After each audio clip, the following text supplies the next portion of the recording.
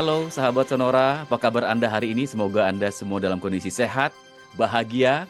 Seperti saya yang senang sekali bisa bertemu dengan Anda kembali. Saya Yudi Samadi, kembali hadir untuk menemani Anda dalam program spesial hari ini, spesial Hari Kartini. Dan hari ini 21 April 2025 memang bukan hanya sekedar tanggal biasa di kalender.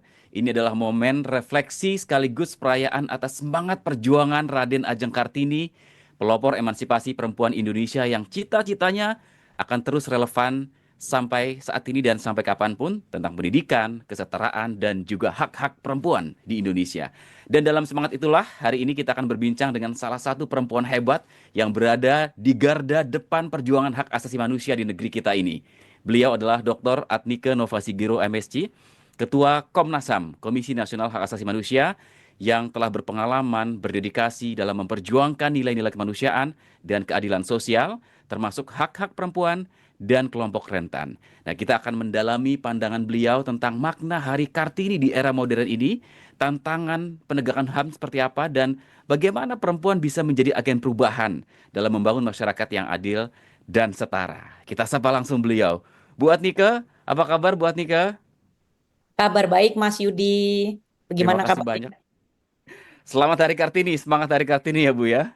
Terima kasih. Selamat Hari Kartini untuk kita semua. Ya, dan dalam sejarah Ibu adalah Ketua Komnas HAM perempuan pertama di Indonesia. Bagaimana Bu Atnike bisa melihat perkembangan peran perempuan dalam lembaga penegakan HAM di Indonesia kita ini, Bu? Terima kasih Mas Yudi. Ini pertanyaan yang sering diajukan kepada saya dan saya harus melakukan klarifikasi ya.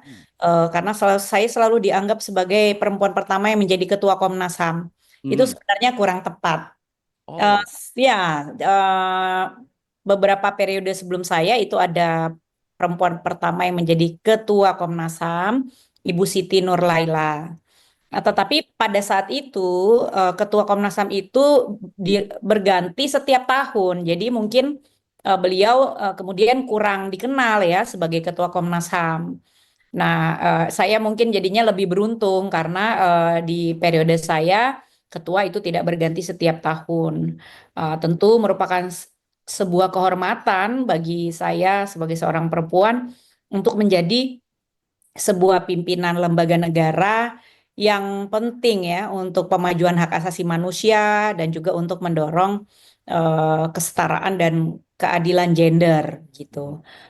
Kenapa ini saya anggap sebuah kehormatan? Karena memang di dalam pucuk-pucuk kepemimpinan lembaga negara, di dalam pucuk-pucuk kepemimpinan politik, meskipun sudah ada banyak perempuan yang berkiprah dan menjadi pemimpin di lembaga-lembaga tinggi negara, tetapi kita harus akui jumlahnya tidak sebanding dengan laki-laki. Hmm. Jadi ini tentu kesempatan yang tidak belum banyak juga dapat dinikmati oleh perempuan Indonesia. Tetapi di Komnas HAM sendiri sebetulnya sejak pertama Komnas HAM didirikan pada tahun 1993 sudah banyak perempuan-perempuan yang menjadi anggota Komnas HAM gitu. Nah, tapi sekali lagi mungkin sorotan terhadap figur-figur perempuan di lembaga-lembaga negara itu mungkin tidak sebesar sorotan kepada mereka laki-laki begitu ya. Karena mungkin itu untuk di puncak pimpinan itu perempuan masih jumlahnya sangat terbatas. Hmm. Baik. Ada tantangan nggak sih Bu yang dirasakan oleh Bu Atnike dalam menjalankan tugas sebagai Ketua Komnas HAM, dan kalau kita bicara tentang konteks yang ada di masyarakat kita, budaya patriarki ini kan masih sangat kuat Bu di Indonesia. Bagaimana strategi mungkin Komnas HAM di bawah leadership Ibu untuk memastikan perempuan tetap terdengar dalam isu-isu HAM ini, Bu? Em, Tantangan selalu ada ya, tetapi tantangan yang berbasis gender sementara ini sih tidak ada yang signifikan lah kalau dari pengalaman saya pribadi ya. Tentu saja ini tidak bisa mewakili mungkin pengalaman semua perempuan ketika memegang jabatan publik. Mungkin saya cukup beruntung karena saya memiliki keluarga yang sudah dapat memahami peran perempuan di ruang publik. Mhm. Sehingga misalnya untuk membagi waktu antara kesibukan saya di pekerjaan dengan kesibukan saya di dalam keluarga, di dalam keluarga saya sudah ada saling pengertian, baik dengan suami, dengan anak, maupun dengan keluarga yang lain. Nah, itu merupakan satu eh, keuntungan yang dapat saya nikmati ya. Sehingga saya dalam melaksanakan tugas sudah lebih bebas di dalam periode jabatan saya sebagai anggota Komnas HAM maupun sebagai ketua Komnas HAM, saya memiliki fleksibilitas waktu yang luar biasa. Hmm. Nah, ini mungkin tidak dimiliki oleh perempuan lain ya ketika mereka berkarir, apalagi ketika mereka berkarir di pucuk-pucuk pimpinan, apakah di lembaga negara ataupun di sektor-sektor pekerjaan yang lain gitu. Hmm. Em, untuk stereotipe dalam hubungan saya dengan berbagai pihak selaku Ketua Komnas HAM sejauh ini cukup baik ya. Hmm. Tidak ada pandangan yang misalnya seksis, bias gender. Ya mungkin juga karena saya mencoba membawakan diri saya sebagai pejabat publik eh, dengan kompetensi saya begitu. Jadi eh, so far sejauh ini para pihak yang berhubungan dengan Komnas HAM melalui saya sebagai Ketua Komnas HAM itu baik sikapnya ya dan menghargai saya tanpa melihat oh saya ini perempuan atau laki-laki. Nah, tentu saja stereotipe seringkali muncul karena ketidaktahuan atau ketidakpahaman. Jadi misalnya kalau orang berkenalan dengan saya atau saya memperkenalkan diri sebagai Ketua Komnas HAM, mereka sering keliru menganggap saya itu oh Ketua Komnas Perempuan karena saya seorang perempuan gitu ya. Jadi suka lupa gitu orang ya bahwa seorang perempuan juga bisa memegang jabatan-jabatan publik yang tidak khusus mengerjakan persoalan-persoalan perempuan. Tapi sih jumlahnya tidak tidak banyak lah gitu. Stereotipe semacam itu tidak banyak gitu. Juga eh, ada keuntungan lain juga dengan saya sebagai perempuan memegang jabatan tinggi di lembaga negara.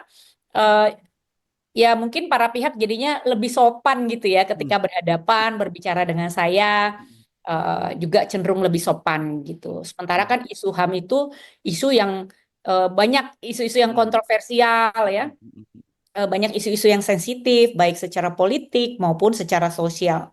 Sementara ini yang saya hadapi eh, tidak ada tantangan yang menonjol begitu. Wow, menarik ya. Ternyata memang support system dari keluarga sangat penting ya Bu ya. Kalau tadi Ibu cerita dan bersyukur Ibu punya support system yang baik untuk mendukung karir Ibu sebagai Ketua Komnas HAM. Nah, kalau bicara tentang program khusus nih Bu dari Komnas HAM untuk mendorong lebih banyak keterlibatan perempuan dalam advokasi HAM ya. Mungkin kalau perempuan lebih punya sensitivitas begitu ya Bu ya, lebih punya empati gitu ya. Seperti apa Bu program-program Komnas HAM yang untuk mengafirmasi untuk mendorong banyak keterlibatan perempuan dalam advokasi HAM ini Bu? Kalau di dalam pelaksanaan program atau kegiatan Komnas HAM, tentu saja Komnas HAM selalu berusaha memastikan bahwa partisipasi perempuan di dalam setiap kegiatan itu ada dan terwakili, ya. Misalnya ketika menyelenggarakan pelatihan, ketika menyelenggarakan seminar, diskusi, melakukan penelitian, kita memastikan bahwa perempuan juga dapat berpartisipasi atau terwakili di dalam forum-forum maupun kegiatan kami.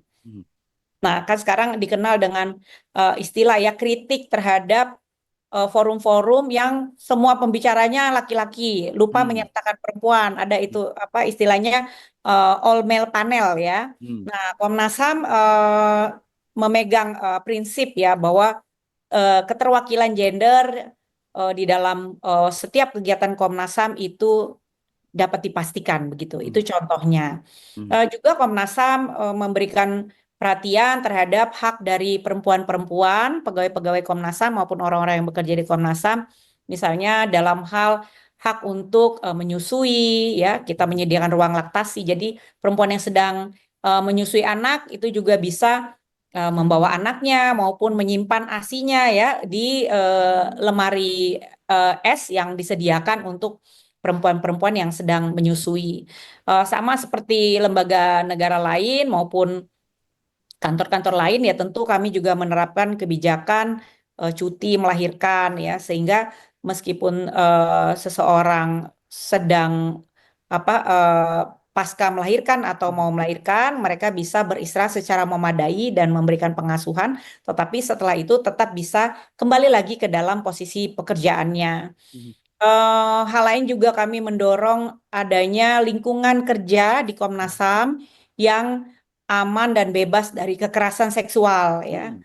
Mhm. Dengan adanya Satgas kekerasan seksual, anti kekerasan seksual, di mana Satgas itu bertugas untuk menangani atau menerima pengaduan apabila terjadi dugaan-dugaan kekerasan seksual di lingkungan kerja di kantor Komnas HAM.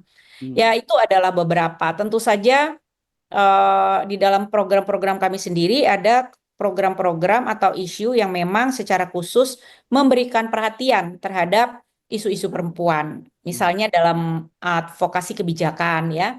Komnas HAM itu turut mengadvokasi beberapa rancangan penyusunan rancangan peraturan perundang-undangan. Mhm. Seperti yang sekarang masih berlangsung itu adalah rancangan undang-undang perlindungan pekerja rumah tangga. Ya, ini juga merupakan satu bentuk advokasi terhadap isu perempuan karena Mhm. seperti kita ketahui sebagian besar pekerja dari profesi pekerja rumah tangga adalah perempuan Mhm. dan seringkali pekerja rumah tangga itu juga mengalami kekerasan berbasis gender ya di dalam Mhm. Betul. pekerjaannya, Mhm. termasuk di dalamnya kekerasan seksual, juga mengalami diskriminasi upah ya. Mhm. Pekerja pekerja rumah tangga itu sering dianggap pekerjaan yang tidak memiliki skill Mhm. Mhm. sehingga upahnya cenderung lebih rendah dibanding profesi-profesi lain.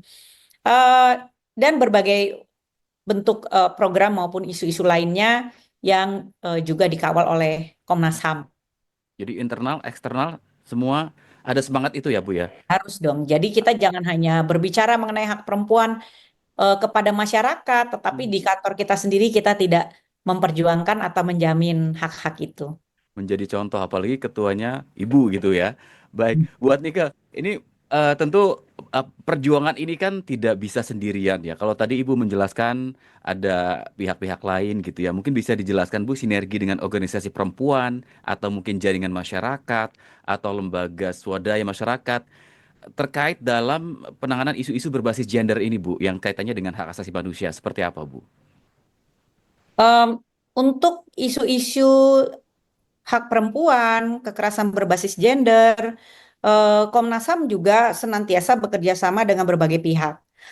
Patut kita ketahui ada juga lembaga negara yang secara khusus memang bekerja untuk isu penghapusan kekerasan terhadap perempuan, yaitu Komnas Perempuan, Komisi Nasional Penghapusan Kekerasan Terhadap Perempuan.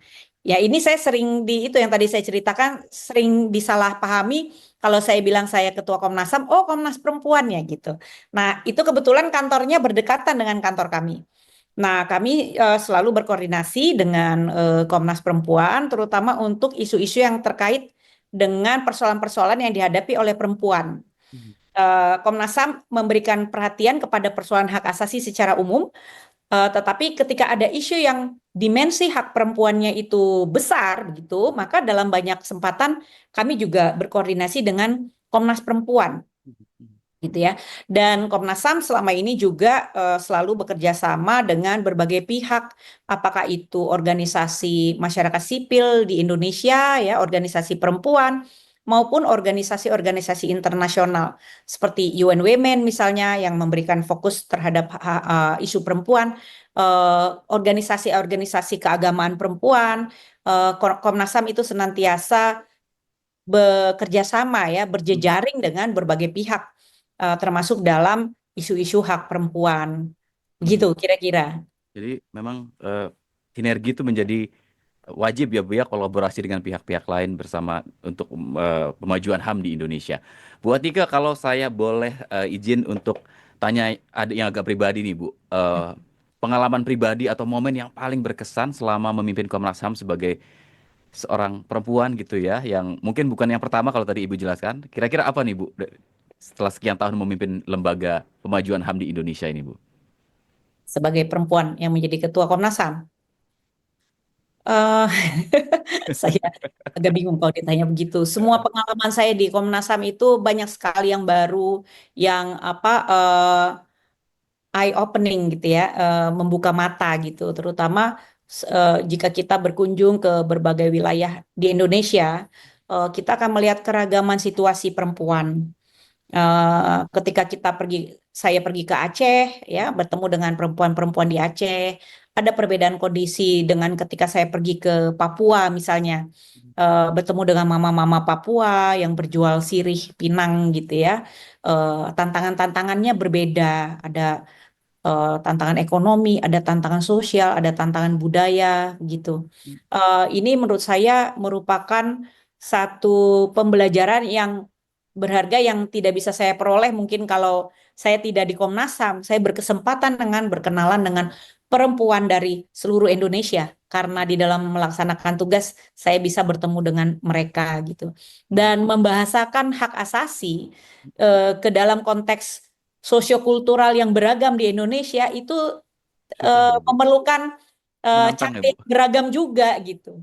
Ya, Bagaimana sih menyampaikan kesetaraan gender dalam bahasa yang dapat sederhana. dipahami ya, sesuai dengan konteks sosiokultural.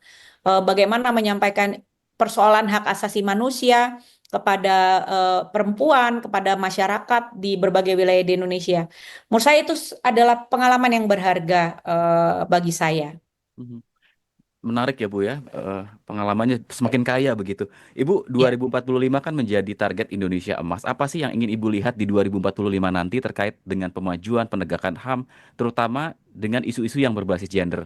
Setelah Ibu berkecimpung bersama Komnas HAM sampai dengan saat ini, Bu. Saya ingin harapan ya, Mm-mm. pada tahun 2045 mudah-mudahan saya bisa menyaksikan itu. Amin. Amin, Bu. Eh, Dalam konteks hak-hak perempuan, saya ingin kesadaran mengenai kesetaraan gender itu dimiliki oleh semua lapisan masyarakat. Mhm. Tidak hanya aktivis yang memahami soal kesetaraan gender, tetapi juga masyarakat awam, anak-anak, orang dewasa, orang lansia, penyandang disabilitas, masyarakat di desa, masyarakat di kota, semuanya saya berharap menyadari kesetaraan itu sangat penting dan itu yang akan menjamin apakah Indonesia memang akan mencapai cita-cita Indonesia emas ya. Mhm. Kalau masih ada yang eh, diskriminatif karena jenis kelamin seseorang ya, maka ya tidak bisa kita katakan ada Indonesia emas pada tahun 2045. Jadi Mhm. mudah-mudahan itu terwujud Mhm. di Indonesia. Ya, tidak ada lagi diskriminasi karena gender tadi, perbedaan gender ya, Bu ya. Ya, Baik. kan Bu tentunya Anika, karena yang lain-lainnya. baik. Menarik Bu Anika, kemudian ini generasi Z ya sekarang mendominasi, kemudian nanti ada generasi Alpha, generasi milenial, ini generasi saya udah mulai sudah mulai jadi warga senior begitu. Apa pesan khusus yang bisa disampaikan kepada generasi muda kita, khususnya perempuan terkait dengan momentum Hari Kartini yang kita peringati hari ini, Bu, sebagai seorang sosok yang berkecimpung dalam lembaga yang memajukan dan menegakkan HAM di Indonesia di Komnas HAM. Buat Nika, silahkan. Ya, makasih Mas Yudi mengingatkan lagi bahwa percakapan kita pada hari ini adalah untuk juga mengenang ya sosok Ibu Kartini atau Kartini ya. Salah satu hal yang saya kagumi dari Kartini adalah dia berhasil membuka pikiran, membuka pandangannya dalam situasinya yang terbatas pada saat itu.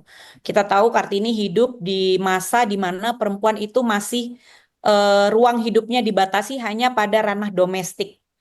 Tapi Kartini bisa membuka pikirannya dengan apa? Yaitu melalui buku ya, melalui membaca, berkomunikasi jarak jauh dengan berbagai pihak. Dan salah satu yang saya kagumi dari Kartini adalah dia berhasil menemukan eh, pesan mengenai hak-hak perempuan dari kacamata pandangan global, pandangan internasional dari luar, tetapi juga bisa melihatnya dari kacamata seorang perempuan Jawa waktu itu belum Indonesia. Nah, saya ingin kita perempuan Indonesia juga seluruh masyarakat Indonesia dapat melihat hak asasi manusia, hak-hak perempuan secara universal, tetapi melihatnya secara kontekstual dalam kacamata, dalam bingkai Indonesia. Mudah-mudahan itu bisa memberi semangat untuk Indonesia terus maju, perempuan Indonesia terus maju. Semangat untuk perempuan Indonesia terus maju, Terima kasih. sepakat, dan semangat juga untuk Ibu menunaikan tugas-tugas tentu penuh tantangan ya Bu ya. Dan semoga dilancarkan segala sesuatunya, diberikan kesehatan Amin. sampai tuntas nanti. Terima kasih untuk waktunya Ibu, mudah-mudahan lain waktu bisa berbincang kembali. Terima kasih, sampai bertemu kembali. Demikian perbincangan kita, sahabat Sonora. Videonya akan tersimpan di YouTube. Silahkan Anda bisa tonton lain kali dan share ke siapapun yang membutuhkan. Sangat inspiratif sekali dari sosok Ibu Adnika Nova Sigiro, Ketua Komnas HAM yang sudah berkecimpung lama dalam dunia pemajuan dan penegakan HAM di Indonesia. Dan semoga memberikan manfaat untuk Anda. Saya Yudi Samadi pamit undur diri. Terima kasih. Tetap bersama kami di FM 92 Sonora Jakarta, News Traffic and Music.